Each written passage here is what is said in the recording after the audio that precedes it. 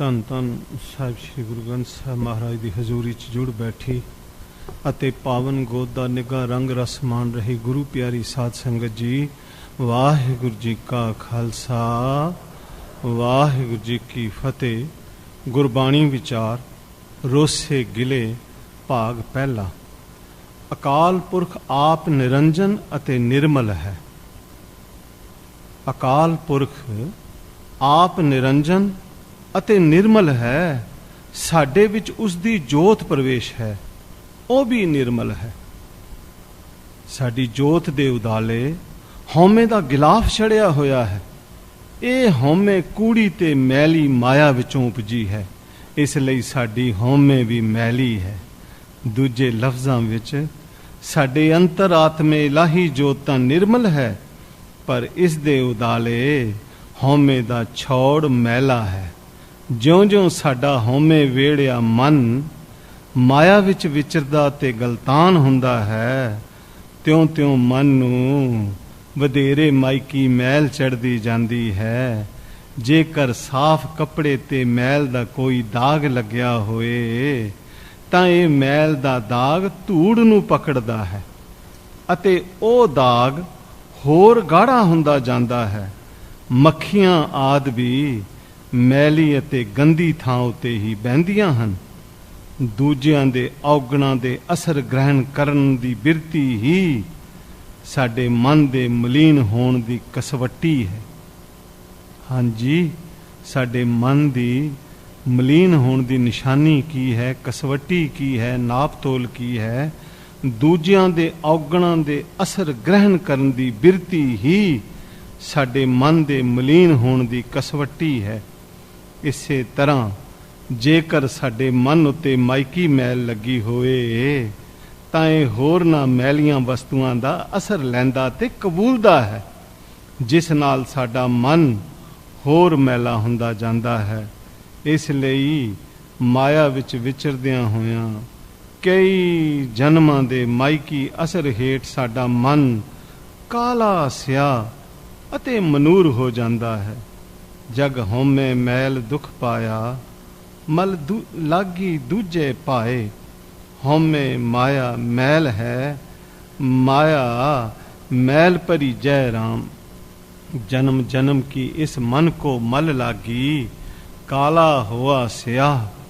खनली धोती उजली न हो गई, जेसो धोवन पाह। जिवें काली ऐनक नाल सारियां चीज़ां कालियां दिसदियां हन, भावें ਉਹ ਕਿਸੇ ਹੋਰ ਰੰਗ ਦੀਆਂ ਹੋਣ।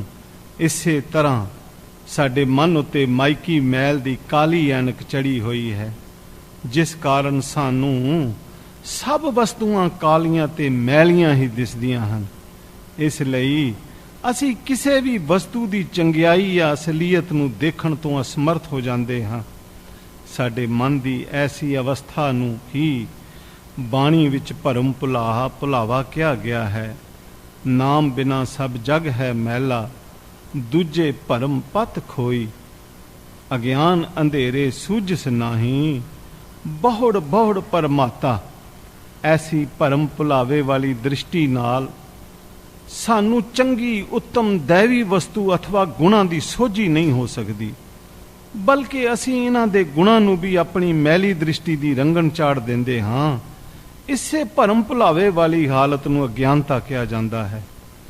ਇਹ ਕਿਤਨੀ ਦੁਖਦਾਈ ਅਤੇ ਹਾਸੋਹੀਣੀ ਗੱਲ ਹੈ ਕਿ ਜੀਵ ਦੇ ਅੰਤਰ ਆਤਮੇ ਇਲਾਹੀ ਜੋਤ ਦੇ ਪ੍ਰਵੇਸ਼ ਹੁੰਦਿਆਂ ਹੋਇਆਂ ਵੀ ਅਸੀਂ ਆਪਣੀ ਹਉਮੈ ਦੇ ਭਰਮ ਦੇ ਹਨੇਰ ਅਤੇ ਅਗਿਆਨਤਾ ਵਿੱਚ ਪਲਚ ਪਲਚ ਕੇ ਸਾਰਾ ਜੀਵਨ ਖੁਆਰ ਕਰ ਰਹੇ ਹਾਂ। ਪਲਚ ਪਲਚ ਸਗਲੀ ਮੂਈ, ਝੂਠੇ ਧੰਦੇ ਮੋਹ। ਆਤਮ ਰਾਮ ਨ ਪੂਜਨੀ, ਦੂਜੇ ਕਿਉਂ ਸੁਖ ਹੋਏ। ਹਉਮੈ ਅੰਤਰ ਮੈਲ ਹੈ, ਸ਼ਬਦ ਨ ਕਾਢੈ ਧੋਏ। ਨਾਨਕ ਬਿਨ ਨਾਵੈ, ਮੈਲਿਆ ਮੂਏ ਜਨਮ ਪਦਾਰਥ ਖੋਏ। ਨਾਨਕ ਬਿਨ ਨਾਵੈ ਮੈਲਿਆ ਮੂਏ ਜਨਮ ਪਦਾਰਥ ਖੋਏ। ਇਸ ਅਗਿਆਨਤਾ ਦੇ ਭਰਮ ਵਿੱਚ ਸਾਨੂੰ ਕਿਸੇ ਉਚੇਰੇ ਚੰਗੇਰੇ ਸੁਨਹਿਰੇ ਦੈਵੀ ਖਿਆਲਾਂ ਜਾਂ ਗੁਣਾਂ ਉੱਤੇ ਯਕੀਨ ਅਤੇ ਸ਼ਰਧਾ ਭਾਵਨੀ ਨਹੀਂ ਆਉਂਦੀ ਅਤੇ ਐਵੇਂ ਉਪਰੇ ਜੇ ਮਨ ਨਾਲ ਧਾਰਮਿਕ ਠਾਠਾ ਬਾਗਾ ਕਰ ਛੱਡਦੇ ਹਾਂ। अंतर मैल लगी नहीं जाने, बाहरों मल मल धोवै, माया भूलै सिद्ध फिरै, समाद न लगै सुभाए, तीने लो व्यापत है, अदक रही लपटाए।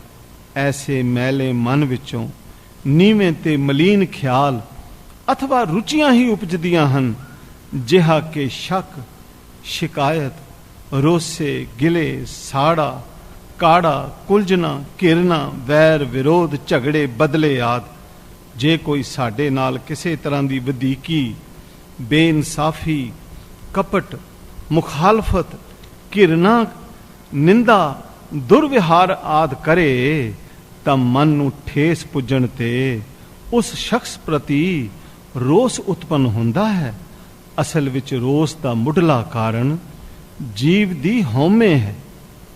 हाँ जी, असल विच ए रोस दा मुढ़ला कारण जीव दी हौमे, ईगो ही है। हौमे दे आधार मान, आसा, मनसा अते कल्पना दी जड़ है। ते जद ए पूरी ना होवे तां मन किसे दूजे नूं दोषी ठहराउंदा है अते उस नाल रोस, शिकायत, नाराजगी, नफरत, वैर विरोध, झगड़ा, टाकरा आदि करन लग पैंदा है। ये रोस दुनियावी जीवां नाल होने तां सुभाविक ही हन, पर कदी कदी असी गुरमुख प्यारियां, महापुरखां, संतां, साधां, पीर, पैगंबरां, गुरुआं, अवतारां, इत्थों तक कि रब नाल भी रोस करन तो नहीं झिझकदे। सतगुर पुरख निर्वैर है, नित हिरदे हर लिव लाए, निर्वैरे नाल वैर रचाएंदा, अपने घर लुकी लाए, अंतर क्रोध अहंकार है, अनदिन जले सदा दुख पाए।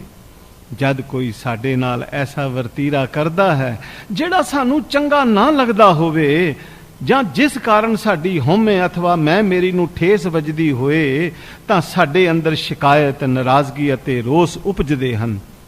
असल विच साडा हौमे नाल रंगिया मन ही दूजियां दे चंगे माड़े वतीरे दा बाहरला असर लैंदा ते साडी हौमे दियां सूखम तारां रोस दियां तरंगां नाल वजन लग पैंदियां हन। ज्यों-ज्यों असीं इन्हां रोसे गिलियां नूं याद करदे हां या इन्हां दा मुड़-मुड़ अभ्यास करदे हां अथवा घोटदे हां, क्योंकि रोस साडा सुभाव या जीवन दा अंग बन जांदे हन ते अंतशकरण विच धस वस रस जांदे हन। इउं इस कमाए होए रोस दे भाव ये साडी शख्सियत, परसनैलिटी बन जांदी है। ये दृढ़ होए रोस जद साडे निमन चेतन मन, सबकॉन्शियस माइंड विच उतर जांदे हन, तां साडे ख्याल, साडी चितवनी, साडी सोचनी, साडे फैसले, साडे व्यवहार, कर्म धर्म अथवा जीवन दे हर पहलू विच इन्हां दा प्रगटावा हुंदा रहिंदा है, जिस दा नतीजा जीव लई अत्यंत हानिकारक हो निबड़दा है। इन्हां रोसे गिलियां कारण ही सहजे सहजे साडा मन ते शरीर रोगी हो जांदे हन। हाँ जी, इन्हां रोसियां ते गिलियां दे कारण ही सहजे सहजे साडा मन ते शरीर रोगी हो जांदे हन। इस बाबत एक सिक्ख्यादायक उदाहरण याद आया जो एक मैगजीन रीडर डाइजैसट विचों छपिया होया सी। अमरीका विच दो सहेलियां बड़े प्यार नाल रहिंदियां सन, जिन्हां दा एक दूसरे तो विछड़ना औखा सी। कुछ समा पा के उन्हां विच दवैत आ गई, जिहड़ी वधदी वधदी बड़ी घिरनत दुश्मनी विच बदल गई। उन्हां विचों एक नूं जोड़ां विच दर्दां इतनियां वध गईयां कि उस लई उठना बैठना हिलना जुलना भी अत्यंत दुखदाई हो गया। उसने बहुत इलाज कराए पर कोई फायदा ना होया। आखिर वो किसी मानसिक डॉक्टर साइकैट्रिस्ट कोल गई। उसने सारी खोज करके कहा, तेरा इलाज दवाइयां नाल हरगिज नहीं हो सकता। तेरा इको एक इलाज है जो तू आप कर सकती है, वो है कि तू अपनी सहेली लई सारे रोसे गिले भुला के उसनू प्यार कर। पहला वो बड़ी औखी हुई कि ये गल कदाचित नहीं हो सकती, पर मरता क्या ना करता अनुसार ਜਦ ਦਰਦਾਂ ਨੇ ਅਤਿਅੰਤ ਦੁਖੀ ਕੀਤਾ ਤਾਂ ਉਹ ਸਾਰੇ ਰੋਸੇ ਗਿਲੇ ਭੁਲਾ ਕੇ ਆਪਣੀ ਸਹੇਲੀ ਦੇ ਜਾ ਗਲ ਲੱਗੀ। ਫਿਰ ਉਹ ਦੋਵੇਂ ਉਸੇ ਤਰ੍ਹਾਂ ਪਿਆਰ ਵਿੱਚ ਰਹਿਣ ਲੱਗ ਪਈਆਂ। ਨਤੀਜਾ ਇਹ ਹੋਇਆ ਕਿ ਦਰਦਾਂ ਘਟਦੀਆਂ ਕੁਝ ਮਹੀਨਿਆਂ ਵਿੱਚ ਬਿਲਕੁਲ ਹਟ ਗਈਆਂ। ਇਹੋ ਜਿਹੀਆਂ ਘਟਨਾਵਾਂ ਆਮ ਵਾਪਰਦੀਆਂ ਰਹਿੰਦੀਆਂ ਹਨ। ਸਾਡੇ ਮਾਨਸਿਕ ਰੋਗ ਵੀ ਕੋਹੜ ਜਾਂ ਤਪੇਕ ਦੀ ਤਰ੍ਹਾਂ ਦੀਰਘ ਲਾ ਇਲਾਜ ਹੋ ਜਾਂਦੇ ਹਨ। ਹੁਣ ਸਮਝਣ ਵਾਲੀ ਮਹੱਤਵਪੂਰਨ ਗੱਲ ਇਹ ਹੈ ਕਿ ਸਰੀਰਕ ਰੋਗ ਤਾਂ ਸਰੀਰ ਦੀ ਮੌਤ ਨਾਲ ਖਤਮ ਹੋ ਜਾਂਦੇ ਹਨ, ਪਰ ਇਹਨਾਂ ਮਾਨਸਿਕ ਦੀਰਘ ਰੋਗਾਂ ਦੀ ਬੁਨਿਆਦ ਸਾਡੇ ਅੰਤਸ਼ਕਰਨ ਵਿੱਚ ਧਸੀ ਹੋਣ ਕਰਕੇ ਇਹ ਸਾਡੇ ਅਗਲੇ ਜਨਮਾਂ ਵਿੱਚ ਨਾਲ ਹੀ ਜਾਂਦੇ ਹਨ ਅਤੇ ਅਗਲੇ ਜੀਵਨ ਨੂੰ ਅਤਿਅੰਤ ਦੁਖਦਾਈ ਬਣਾਉਂਦੇ ਹਨ। ਇਉਂ ਇਹਨਾਂ ਮਾਨਸਿਕ ਰੋਗਾਂ ਦਾ ਜ਼ਹਿਰੀਲਾ ਚੱਕਰ ਚੱਲਦਾ ਰਹਿੰਦਾ ਹੈ। ਜਦ ਸਾਡੇ ਰੋਸੇ, ਸਾਡੀ ਸ਼ਿਕਾਇਤਾਂ ਅਤੇ ਘਿਰਣਾ ਆਦਿ ਦਾ ਇਤਨਾ ਭਿਆਨਕ ਨਤੀਜਾ ਨਿਕਲਦਾ ਹੈ ਤਾਂ ਇਸ ਤੋਂ ਬਚਣ ਲਈ ਸਾਨੂੰ ਡੂੰਘੀ ਸੋਚ ਵਿਚਾਰ ਤੇ ਉਦਮ ਕਰਨ ਦੀ ਅਤਿਅੰਤ ਲੋੜ ਹੈ। ਪਰਮਾਰਥਿਕ ਪਾਂਧੀਆਂ ਲਈ ਤਾਂ ਇਹ ਅਤਿਅੰਤ ਜ਼ਰੂਰੀ ਹੈ ਕਿ ਉਹ ਪਹਿਲਾਂ ਆਪਣੇ ਮਨ ਦੇ ਸਾਰੇ ਰੋਸੇ, ਗਿਲੇ, ਸ਼ਿਕਾਇਤਾਂ, ਨਾਰਾਜ਼ਗੀਆਂ ਨੂੰ ਪੂਰੀ ਤਰ੍ਹਾਂ ਭੁਲਾਉਣ ਦੀ ਕੋਸ਼ਿਸ਼ ਕਰਨ। ਹਾਂਜੀ, ਪਰਮਾਰਥਿਕ ਪਾਂਧੀਆਂ ਲਈ ਤਾਂ ਇਹ ਅਤਿਅੰਤ ਹੀ ਜ਼ਰੂਰੀ ਹੈ ਕਿ ਉਹ ਪਹਿਲਾਂ ਆਪਣੇ ਮਨ ਦੇ ਸਾਰੇ ਰੋਸੇ, ਗਿਲੇ, ਸ਼ਿਕਾਇਤਾਂ, ਨਾਰਾਜ਼ਗੀਆਂ ਨੂੰ ਪੂਰੀ ਤਰ੍ਹਾਂ ਭੁਲਾਉਣ ਦੀ ਕੋਸ਼ਿਸ਼ ਕਰਨ, ਕਿਉਂਕਿ ਜਿੰਨਾ ਚਿਰ ਤੱਕ ਸਾਡਾ ਮਨ ਅਤੇ ਅੰਤਸ਼ਕਰਨ ਨਿਰਮਲ ਨਹੀਂ ਹੁੰਦਾ ਉਦੋਂ ਤੱਕ ਸਾਡੇ ਹਿਰਦੇ ਵਿੱਚ ਭਗਤੀ ਭਾਵ ਉਤਪੰਨ ਹੋ ਹੀ ਨਹੀਂ ਸਕਦਾ। ਤਾਂ ਹੀ ਤਾਂ ਗੁਰਬਾਣੀ ਵਿੱਚ ਇਉਂ ਫਰਮਾਇਆ ਹੈ, ਮੇਰੇ ਮਨ ਕਾਹੇ ਰੋਸ ਕਰੀਜੈ, ਲਾਹਾ ਕਲਯੁਗ ਰਾਮ ਨਾਮ ਹੈ, ਗੁਰਮਤਿ ਅੰਦਨ ਹਿਰਦੈ ਰਵੀਜੈ। ਮਨ ਮੈਲੇ ਭਗਤ ਨਾ ਹੋਵਈ, ਨਾਮ ਨਾ ਪਾਇਆ ਜਾਏ। ਮਨ ਪਾਣੀ ਦੀ ਤਰ੍ਹਾਂ ਚੰਚਲ ਹੈ ਤੇ ਇਹ ਹਰ ਤਰ੍ਹਾਂ ਦੇ ਬਾਹਰਲੇ ਅੰਦਰਲੇ ਅਸਰ ਲੈਂਦਾ ਰਹਿੰਦਾ ਹੈ। ਇਹਨਾਂ ਅਸਰਾਂ ਦਾ ਅਭਿਆਸ ਕਰਕੇ ਇਹਨਾਂ ਨੂੰ ਸਾਂਭ ਕੇ ਰੱਖਦਾ ਹੈ ਤੇ ਇਸ ਤਰ੍ਹਾਂ ਇਹਨਾਂ ਅਸਰਾਂ ਦੇ ਆਧਾਰ ਤੇ ਮੈਲਾ ਜਾਂ ਨਿਰਮਲ ਹੁੰਦਾ ਰਹਿੰਦਾ ਹੈ। ਇਹਨਾਂ ਬਦਲੀਆਂ ਅਵਸਥਾਵਾਂ ਦਾ ਸਭ ਤੋਂ ਸ਼੍ਰੋਮਣੀ ਨੁਕਤਾ ਹੈ ਮਨ ਦਾ ਬਾਹਰਲਾ ਅਸਰ ਲੈਣਾ। ਇਹ ਬਾਹਰਲਾ ਅਸਰ ਸਾਡੀ ਹਉਮੈ ਈਗੋ ਹੀ ਲੈਂਦੀ ਹੈ। ਉਦਾਹਰਣ ਦੇ ਤੌਰ ਤੇ ਇੱਕ ਸਾਖੀ ਹੈ। ਕਿਸੇ ਸਾਧੂ ਕੋਲੋਂ ਇੱਕ ਬੰਦੇ ਨੇ ਪੁੱਛਿਆ, ਤੁਹਾਡਾ ਨਾਮ ਕੀ ਹੈ? ਉਸਨੇ ਜਵਾਬ ਦਿੱਤਾ, ਸੀਤਲ ਦਾਸ। ਕੁਝ ਚਿਰ ਬਾਅਦ ਉਸ ਬੰਦੇ ਨੇ ਫਿਰ ਇਹੀ ਸਵਾਲ ਦੁਹਰਾਇਆ। ਇਸ ਤਰ੍ਹਾਂ ਕਈ ਵਾਰੀ ਉਸਨੇ ਇਹੀ ਸਵਾਲ ਉਸ ਸਾਧੂ ਨੂੰ ਪੁੱਛਿਆ। ਹਰ ਉੱਤਰ ਵੇਲੇ ਸਾਧੂ ਦੇ ਜਵਾਬ ਵਿੱਚ ਤਲਖੀ ਆਉਂਦੀ ਗਈ। ਆਖਰਕਾਰ ਸਾਧੂ ਸੀਤਲ ਦਾਸ ਕ੍ਰੋਧਵਾਨ ਹੋ ਕੇ ਡੰਡਾ ਲੈ ਕੇ ਉਸ ਦੇ ਪਿੱਛੇ ਪੈ ਗਿਆ ਤੇ ਅਗਨਦਾਸ ਹੋ ਨਿਬੜਿਆ। ਇਸ ਤੋਂ ਸਪਸ਼ਟ ਹੁੰਦਾ ਹੈ ਕਿ ਅਜੇ ਸਾਧੂ ਦੀ ਹਉਮੈ ਨਹੀਂ ਸੀ ਮਰੀ। ਇਸ ਦੀ ਹਉਮੈ ਨੂੰ ਠੇਸ ਵੱਜਣ ਕਰਕੇ ਹੀ ਉਸਨੇ ਰੋਸ ਵਿੱਚ ਆ ਕੇ ਤਲਖ ਵਤੀਰਾ ਇਖਤਿਆਰ ਕੀਤਾ। ਇੱਕ ਹੋਰ ਉਦਾਹਰਣ ਨੂੰ ਗੌਰ ਨਾਲ ਵਿਚਾਰੀਏ। ਮਹਾਤਮਾ ਬੁੱਧ ਜੀ ਨੂੰ ਕਿਸੇ ਨੇ ਬਹੁਤ ਗਾਲਾਂ ਕੱਢੀਆਂ ਤੇ ਬੁਰਾ ਭਲਾ ਕਿਹਾ, ਪਰ ਮਹਾਤਮਾ ਜੀ ਬਿਲਕੁਲ ਸ਼ਾਂਤ ਰਹੇ। ਜਦੋਂ ਗਾਲਾਂ ਕੱਢਦਾ ਥੱਕ ਗਿਆ ਤਾਂ ਮਹਾਤਮਾ ਜੀ ਨੇ ਇੱਕ ਪੱਥਰ ਦੀ ਗੀਟੀ ਪੇਸ਼ ਕਰਕੇ ਕਿਹਾ, ਇਹ ਤੁਸੀਂ ਲੈ ਲਓ। ਤਾਂ ਉਸ ਬੰਦੇ ਨੇ ਕਿਹਾ, ਇਹ ਮੈਂ ਨਹੀਂ ਲੈਣੀ। ਫਿਰ ਮਹਾਤਮਾ ਜੀ ਨੇ ਕਿਹਾ, ਕੋਈ ਚੀਜ਼ ਕਿਸੇ ਨੂੰ ਦਿੱਤੀ ਜਾਵੇ ਤੇ ਅੱਗੋਂ ਉਹ ਸਵੀਕਾਰ ਨਾ ਕਰੇ ਤਾਂ ਦੇਣ ਵਾਲੇ ਕੋਲ ਹੀ ਉਹ ਚੀਜ਼ ਰਹਿੰਦੀ ਹੈ। ਇਸ ਲਈ ਜਿਹੜੀਆਂ ਗਾਲਾਂ ਤੂੰ ਮੈਨੂੰ ਕੱਢੀਆਂ ਹਨ, ਜਿਹੜੀਆਂ ਗਾਲਾਂ ਤੂੰ ਮੈਨੂੰ ਦਿੱਤੀਆਂ ਹਨ, ਉਹ ਮੈਂ ਸਵੀਕਾਰ ਨਹੀਂ ਕੀਤੀਆਂ, ਇਸ ਲਈ ਉਹ ਤੇਰੇ ਕੋਲ ਹੀ ਰਹਿ ਗਈਆਂ।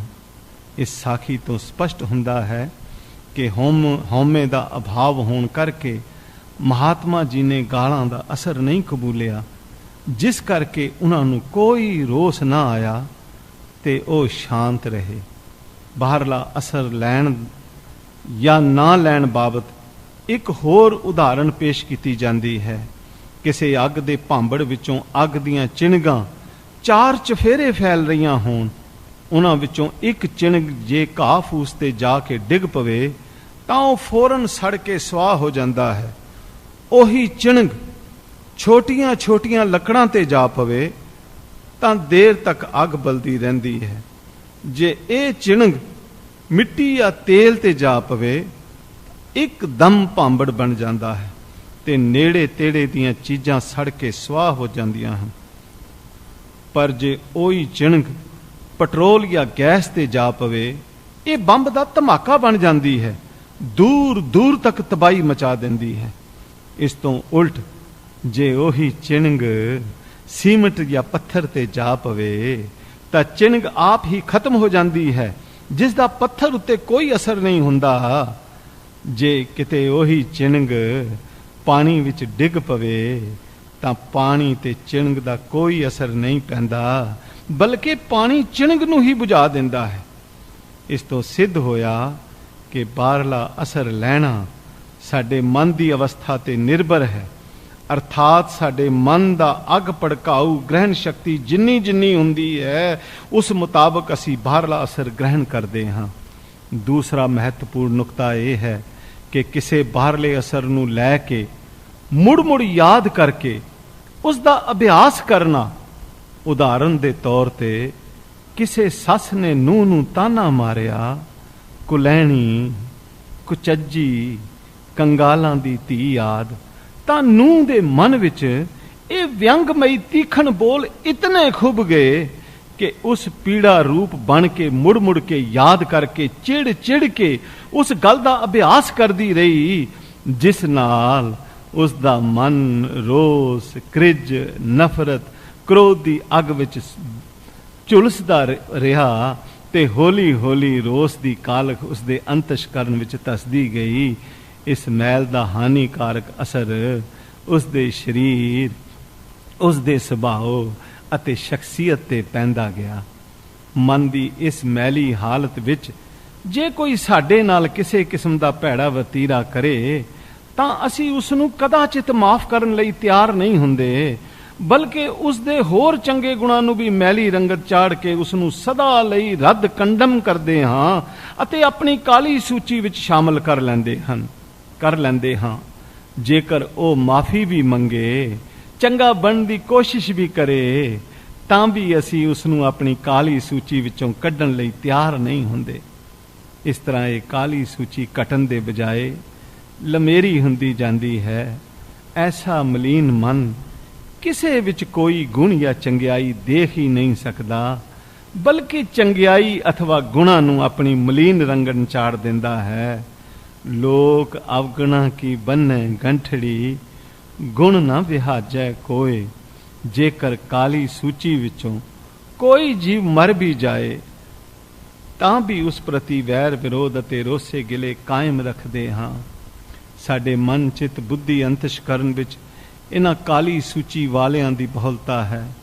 ਇਸ ਦੇ ਮੁਕਾਬਲੇ ਤੇ ਸਾਡੇ ਅੰਦਰ ਉੱਚੇ ਸੁੱਚੇ ਪਿਆਰੇ ਗੁਰਮੁਖ ਅਥਵਾ ਨਿਰਮਲ ਸਫੈਦ ਸੂਚੀ ਵਾਲੇ, ਵਾਈਟ ਲਿਸਟ ਵਾਲੇ ਜੀਵ ਬਹੁਤ ਘੱਟ ਹੁੰਦੇ ਹਨ, ਕਿਉਂਕਿ ਸਾਡੇ ਮਲੀਨ ਮਨ ਵਿੱਚ ਚੰਗੇਰੇ ਉਚੇਰੇ ਜੀਵਾਂ ਲਈ ਸ਼ਰਧਾ ਭਾਵਨੀ ਨਹੀਂ ਉਪਜਦੀ। ਇਸ ਲਈ ਕਾਲੀ ਸੂਚੀ ਵਾਲਿਆਂ ਦੀ ਬਹੁ ਗਿਣਤੀ ਹੋ ਜਾਂਦੀ ਹੈ, ਉਹਨਾਂ ਦੀ ਮੈਜੋਰਟੀ ਹੋ ਜਾਂਦੀ ਹੈ। ਸਹਿਜੇ ਸਹਿਜੇ ਉਹਨਾਂ ਦੀ ਪੂਰਨ ਬਹੁ ਸੰਮਤੀ ਹੋ ਜਾਂਦੀ ਹੈ। ਇਸ ਤਰ੍ਹਾਂ ਕਿਸੇ ਛੋਟੀ ਜਿਹੀ ਉਕਸਾਹਟ ਨਾਲ ਜਾਂ ਕਿਸੇ ਵਿਰੋਧੀ ਅਵਸਥਾ ਕਾਲੀ ਸੂਚੀ ਵਾਲੇ ਕਿਸੇ ਜੀਵ ਨੂੰ ਯਾਦ ਕਰਕੇ ਅਸੀਂ ਉਸ ਪ੍ਰਤੀ ਰੋਸ ਤੇ ਸਿਕਵੇ ਦੀਆਂ ਗੰਢਾਂ ਅਥਵਾ ਮਿਸਲਾਂ ਖੋਲ ਕੇ ਉਸ ਦੀ ਪੁਰਾਣੀ ਕਹਾਣੀ ਦੁਹਰਾ ਕੇ ਆਪਣੇ ਅੰਦਰ ਭੁੱਲੀ ਭੁਲਾਈ ਗੱਲ ਨੂੰ ਫਿਰ ਤਾਜ਼ਾ ਕਰਕੇ ਆਪਣੇ ਮਨ ਵਿੱਚ ਕੁਲਝਦੇ ਰਹਿੰਦੇ ਹਾਂ।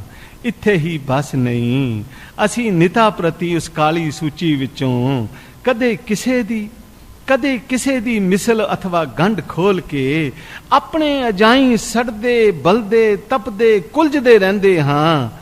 ਮੈਂ ਇਹ ਕਹਿੰਦਿਆਂ ਵੀ ਸੁਣਿਆ ਹੈ, ਨੀ ਤੂੰ ਕਾਹਨੂੰ ਉਸ ਦਾ ਨਾਂ ਲੈ ਬੈਠੀ, ਮੈਨੂੰ ਤਾਂ ਉਸ ਡੈਣ ਦੀ ਯਾਦ ਆਉਣ ਨਾਲ ਸਣ ਕੱਪੜੀ ਅੱਗ ਲੱਗ ਜਾਂਦੀ ਹੈ।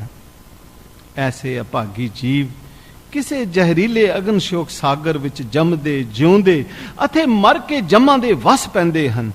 ਇਹ ਭਾਵੇਂ ਬਾਹਰੋਂ ਕੋਈ ਵੀ ਅਖੌਤੀ ਮਜ਼ਹਬ ਧਾਰਦੇ ਫਿਰਨ, ਪਰ ਇਹਨਾਂ ਦਾ ਅੰਦਰਲਾ ਨਿੱਜੀ ਧਰਮ ਰੋਸੇ, ਗਿਲੇ, ਈਰਖਾ, ਦਵੈਤ, ਵੈਰ ਵਿਰੋਧ ਦੇ ਜ਼ਹਿਰ ਵਿੱਚ ਸੜਨਾ, ਬਲਣਾ, ਕੁਲਝਦੇ ਰਹਿਣਾ ਹੀ ਹੈ।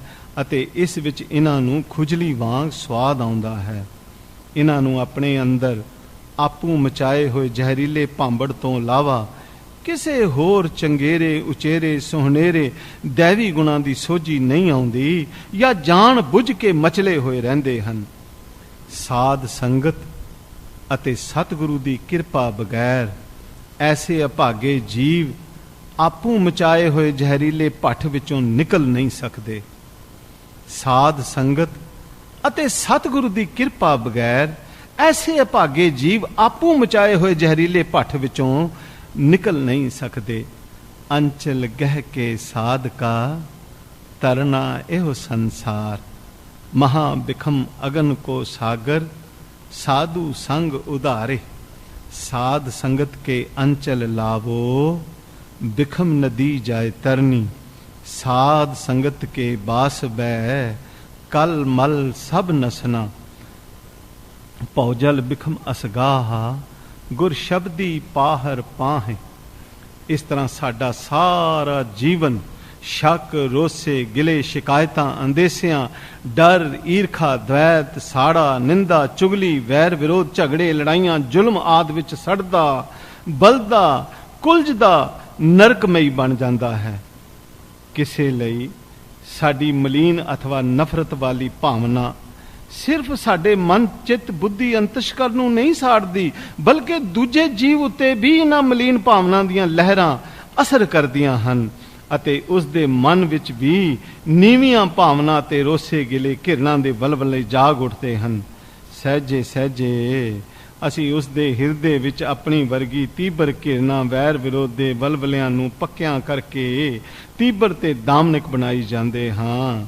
ਇਹੋ ਕਾਰਨ ਹੈ ਇਤਨੇ ਪਾਠ, ਇਤਨੀ ਪੂਜਾ, ਕਰਮ, ਧਰਮ, ਧਾਰਮਿਕ ਗ੍ਰੰਥਾਂ, ਧਾਰਮਿਕ ਅਸਥਾਨਾਂ, ਧਾਰਮਿਕ ਪ੍ਰਚਾਰ, ਵਿਦਿਅਕ ਅਸਥਾਨਾਂ, ਸਮਾਜਿਕ ਸੁਸਾਇਟੀਆਂ, ਵਿਗਿਆਨਕ ਤਰੱਕੀਆਂ ਦੇ ਬਾਵਜੂਦ ਹਿਰਦਿਆਂ ਵਿੱਚ, ਘਰਾਂ ਵਿੱਚ, ਗੁਆਂਢੀਆਂ ਵਿੱਚ, ਮਹੱਲਿਆਂ ਵਿੱਚ, ਪਿੰਡਾਂ ਵਿੱਚ, ਸ਼ਹਿਰਾਂ ਵਿੱਚ, ਕੌਮਾਂ ਵਿੱਚ, ਦੇਸ਼ਾਂ ਵਿੱਚ, ਵਿਸ਼ਵ ਵਿੱਚ ਸ਼ੱਕ, ਭਰਮ, ਰੋਸੇ ਗਿਲੇ, ਈਰਖਾ, ਦਵੈਤ ਆਦਿ ਵੱਧਦੇ ਜਾ ਰਹੇ ਹਨ, ਜਿਸ ਕਾਰਨ ਸਮੁੱਚੇ ਵਿਸ਼ਵ ਵਿੱਚ ਘਿਰਨਾ, ਵੈਰ ਵਿਰੋਧ, ਖਿੱਚੋ ਤਾਣ, ਲੜਾਈਆਂ, ਜ਼ੁਲਮ ਦਾ ਬੋਲ ਬਾਲਾ ਅਤੇ ਵਰਤ ਵਰਤਾਰਾ ਹੋ ਰਿਹਾ ਹੈ।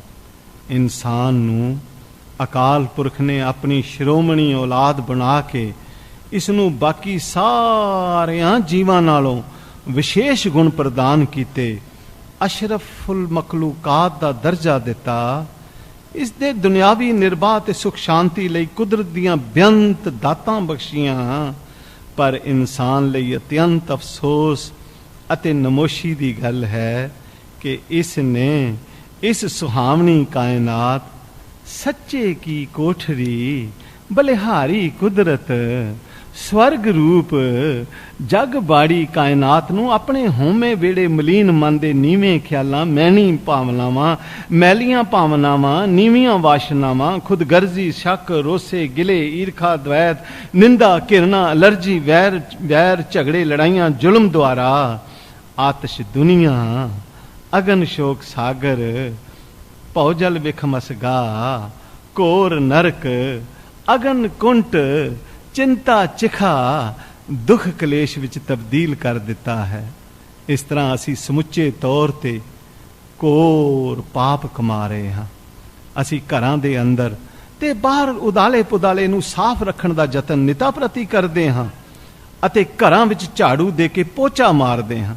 ਮੇਜ਼, ਕੁਰਸੀਆਂ ਆਦਿ ਫਰਨੀਚਰ, ਦਰਵਾਜ਼ੇ ਤੇ ਖਿੜਕੀਆਂ ਨੂੰ ਝਾੜਦੇ ਪੁੰਝਦੇ ਹਾਂ। ਇਸ ਤਰ੍ਹਾਂ ਅਸੀਂ ਤੇ ਸਾਰਾ ਟੱਬਰ ਹੀ ਘਰ ਦੇ ਬਾਹਰ ਤੇ ਅੰਦਰ ਦੀ ਸਫਾਈ ਰੱਖਣ ਦਾ ਉਦਮ ਕਰਦਾ ਰਹਿੰਦਾ ਹੈ। ਜੇਕਰ ਬੱਚੇ ਛਿਲਕੇ, ਕੂੜੇ, ਕਰਕਟ ਆਦਿ ਨੂੰ ਘਰ ਵਿੱਚ ਬੇਪਰਵਾਹੀ ਨਾਲ ਸੁੱਟਦੇ ਹਨ ਤਾਂ ਅਸੀਂ ਬੱਚਿਆਂ ਨੂੰ ਡਾਂਟਦੇ ਹਾਂ, ਉਸੇ ਵੇਲੇ ਬਾਹਰ ਸੁੱਟ ਕੇ ਸਫਾਈ ਕਰਦੇ ਹਾਂ। ਜੇ ਕਿਤੇ ਹਨੇਰੀ ਆ ਜਾਏ, ਅਸੀਂ ਫੌਰਨ ਦਰਵਾਜ਼ੇ ਖਿੜਕੀਆਂ ਬੰਦ ਕਰ ਦਿੰਦੇ ਹਾਂ ਤਾਂ ਕਿ ਬਾਹਰੋਂ ਕੂੜਾ ਕਰਕਟ ਧੂੜ ਅੰਦਰ ਨਾ ਆ ਜਾਏ। ਹਨੇਰੀ ਦੇ ਮਗਰੋਂ ਸਾਰੇ ਘਰ ਦੇ ਅੰਦਰ ਬਾਹਰ ਸਫਾਈ ਕੀਤੀ ਜਾਂਦੀ ਹੈ। ਇਤਨੀ ਇhtiyat ਤੇ ਸਾਵਧਾਨੀ ਦੇ ਬਾਵਜੂਦ ਘਰਾਂ ਦੇ ਅੰਦਰ ਅਤੇ ਉਦਾਲੇ ਪੁਦਾਲੇ ਰੋਜ਼ਾਨਾ ਸਫਾਈ ਦੀ ਲੋੜ ਪੈਂਦੀ ਹੈ। ਇਸ ਤਰ੍ਹਾਂ ਸਰੀਰ ਨੂੰ ਸਾਫ਼ ਰੱਖਣ ਲਈ ਨਿਤਾ ਪ੍ਰਤੀ ਸਾਬਣ ਨਾਲ ਨਹਾਉਂਦੇ ਹਾਂ, ਕਈ ਵਾਰੀ ਮੂੰਹ ਹੱਥ ਧੋਂਦੇ ਹਾਂ, ਫਿਰ ਵੀ ਸਰੀਰ ਮੈਲਾ ਹੋ ਜਾਂਦਾ ਹੈ ਅਤੇ ਮੁੜ ਕੇ ਨਹਾਉਣਾ ਪੈਂਦਾ ਹੈ।